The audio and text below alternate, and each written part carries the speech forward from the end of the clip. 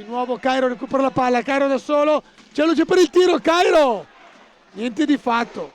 La palla è dietro porta, alza, poi cerca il volo Agostini, attenzione perché riparte subito Vereggio, D'Ambrosio, bomba da fuori, coglie impreparato Tagliapietra e trova subito il primo gol dopo 2 minuti e mezzo di gioco con l'Italo argentino.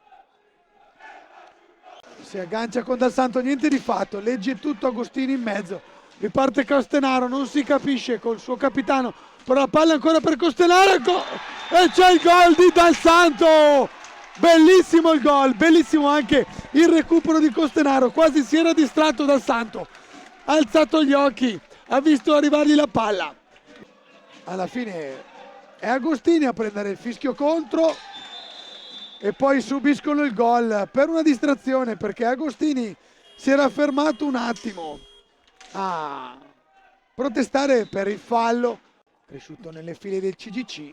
Bello il passaggio di Lombardi, poi Tornera ha voluto non andare al tiro ma cercare Muglia e niente di fatto, era colto l'esterno alla destra della rete, 1-2, non riesce Muglia.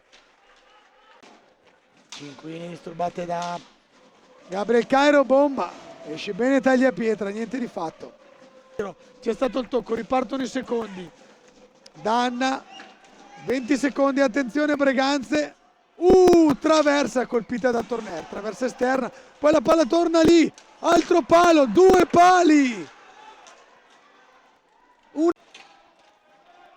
Pablo Gomez, attenzione, sfortunata deviazione, va da solo e gol.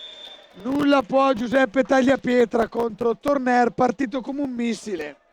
Finta destra-sinistra e poi lo fredda. 20 centimetri a destra, anzi sulla sinistra di Pablo Gomez. Gol. Cinquini fa una magia, la mette sotto la traversa. Doccia fredda nel secondo tempo per Breganze. Partita convinta. Tornera teso da Volpe, Lombardi, Muglia, cambio, gol di Lombardi. La fa partire nascosta, non la vede neanche purtroppo. Tagliapietra, palla che parte da fuori e si insacca alle sue spalle. Bravo, comunque 24enne. Andiamo a vedere all'anagrafe del CGC, questa volta D'Ambrosio fredda, Tagliapietra con una bomba che Giuseppe vede solo quando finisce alle sue spalle. Per la squadra di Tiella, attenzione a Torner che manda a spasso Giuseppe, gli passa davanti, lo fa sdraiare e poi insacca sulla sinistra. A quei 4 minuti e 20 che mancano alla fine di gioco e mi sembra che eccolo qua, il 10° fallo. Vediamo un po' se sarà Capitan Dal Santo, no, è fuori.